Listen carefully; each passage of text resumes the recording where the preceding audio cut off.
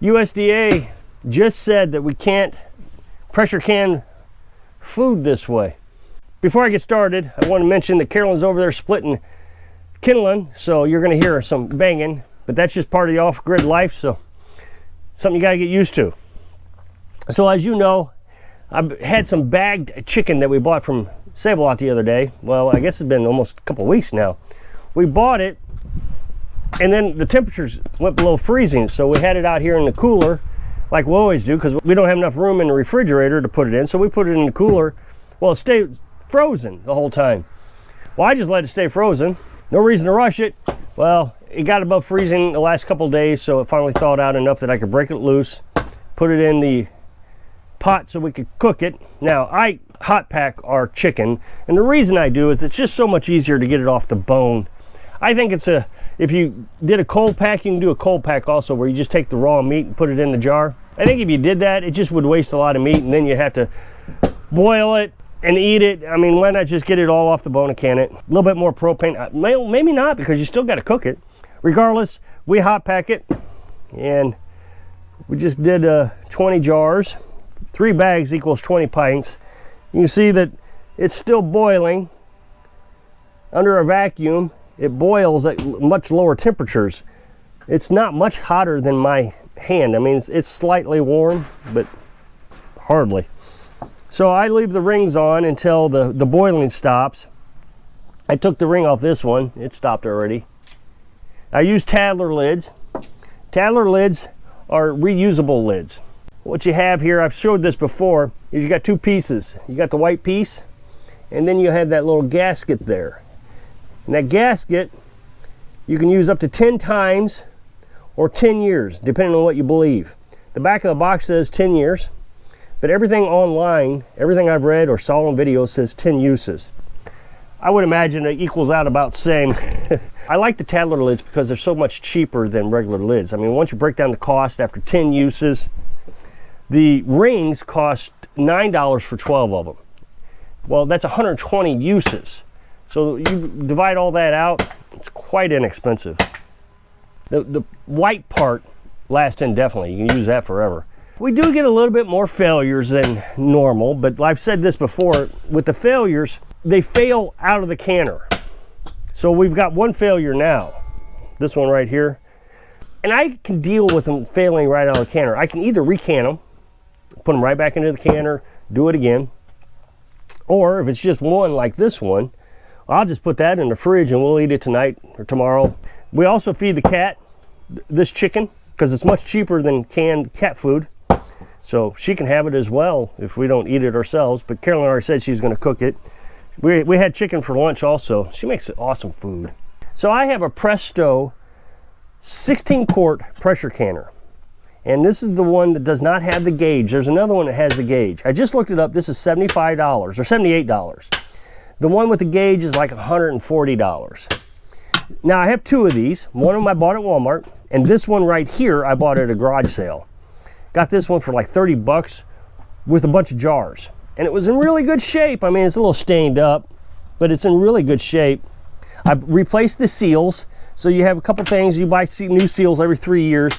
And the one thing it has is this little plug. That's a safety plug. And this plug, if it overpressurizes, will pop out, keeping the canner from blowing up. So it makes it very safe to use. What happens is, in the old days, these little vent valves here, the little jiggler, would clog up, then it would overpressurize. Well, nowadays they have this little vent valve, pops right out. And then the other part that you have to replace every 3 years is this seal right here. Now, per the instructions, you're supposed to oil this seal after each use, or before each use, I should say. So I just take a little lard and I rub on there. It keeps it nice and fresh and keeps it from cracking. And we use these at least once a month, if not twice a month. There are much fancier pressure canners, but I've always used these. I had 2 of them in my past, and when we moved, we got robbed a long time ago. I moved into a old farmhouse, and it got robbed twice. And during that robbery, they took the 2 canners, so I had to replace them. But they last forever. And they're cheap enough that if anything went wrong with them, you can replace them pretty easy. I recognize you can buy bigger ones. Now these are aluminum, and the downside to the aluminum is you can't do this canning over a fire. At least it says you're not supposed to. You're not supposed to use it over a certain amount of BTUs. I don't remember what it is, but it's in the instruction book, because I guess it can warp the canner. If you had a steel one, then you can use it over a fire. Now, if something were ever to happen, SHTF, and we couldn't get any propane, I would go ahead and use it on the fire. But what you have to do is you would have to keep an eye on this jiggler. So if it starts jiggling really fast, it's going to evaporate all the water out there. So you want the jiggler to go nice and slow, just real slow. If it gets too hot, then you just take it off the flame and let that jiggler reduce down, and then put it back over the flame. That's about the only thing I could think to do in an SHTF, you know, stuff hits the fan situation. But any other time, we just put it on a little propane stove, Coleman camp stove. We've got 2 or 3 of these. Use it outside. In the wintertime, I actually like canning better in the wintertime when it's cold. I can deal with the meats easier. I can put it in a cooler. It's like a refrigerator. I can let it thaw out over time. I can put it in a canner. Last night, I filled the pots up with water, and then I put the chicken in the water. I put a brick on top of the lids. That way raccoons wouldn't get into it. But it was cool enough that it wouldn't rot the meat. So all I had to do this morning was get up, turn the stove on. So I got up at 4:30, turned the stove on, and by 7 o'clock, everything was done, cooking. So all I had to do then is start canning. I enjoy canning. I think everybody should learn how to do it. The thing is every time I make a video, I just made a video about canning the other day, and it did horrible. The watch time is horrible on canning videos. It's because I have a male audience, and male audiences just are not interested in canning. And I get it. I mean, I watch canning videos all the time, and I'm bored to death with them, but I still watch them because I think it's important to know all the aspects of canning so I can survive if something were to happen. A bad time to learn how to can is after something happens. I'm big on safety protocols. Botulism is a big deal to me. You can Google this. Just say, what is the most poisonous substance on the planet? And it will say botulism. Botulism is the most poisonous substance on the planet.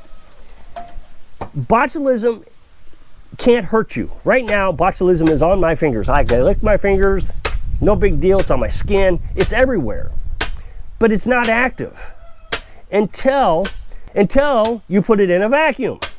Well, when you're canning, that's what you're doing. You put it in a vacuum. The problem with botulism is it doesn't die at boiling temperatures. I hear people say all the time on the internet that if you boil it long enough, it will die. Not from what I understand, not from the studies that have been done by the USDA and the CDC and all these other, 3-letter organizations. Apparently, it only dies if it gets above a certain temperature.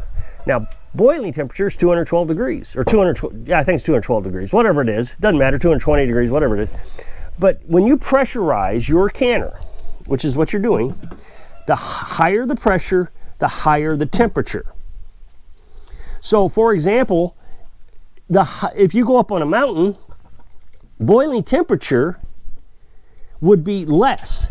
So at sea level, boiling is 212 degrees, but up on a mountain, it may be 205 degrees, whatever it is. So the higher the pressure, the higher the temperature. Don't quote me on the temperatures again, but I have 15 pounds of pressure because I'm above 1,000 feet. So it says I got to have all the weights on it because this disassembles. See, it comes in different sections. So I use the highest pressure available, and it brings the temperature up, let's say, 140 degrees. Well, at that temperature, botulism can't survive. It dies. And then you got to pressure can that at that temperature in a pint jar for meat. Everything has its own specifications, and you need to read the instructions that come with the pressure canner. But for an hour and 15 minutes, you pressure can this.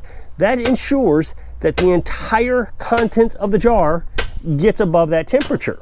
And so all the botulism dies, and then you can vacuum it. Vacuum happens as the jar starts to cool.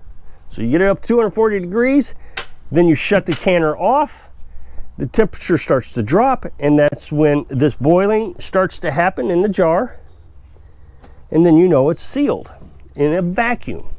The problem I see is, just like I said, people online saying, oh no, you can cook it for 4 hours and that kills botulism. Well, I've never seen any scientific studies that say that. This is just grandma's passing down recipes. And the reason they had to study pressure canners was because people were dying from botulism. So if you are wanting to do another method, USDA says you shouldn't do it. The CDC has reported there's been 2 deaths in the last 2 years. One person was eating green beans, home canned green beans. Now, the only recorded cases of botulism that I can find, or actually Carolyn found, we found, was people doing home canning incorrectly. We just had a discussion with someone, and they're suggesting that they're going to use a pressure cooker, an electric pressure cooker. The CDC and the USDA, I think it's USDA, actually the USDA hires an organization to do all this, but regardless, it's USDA, they paid for it.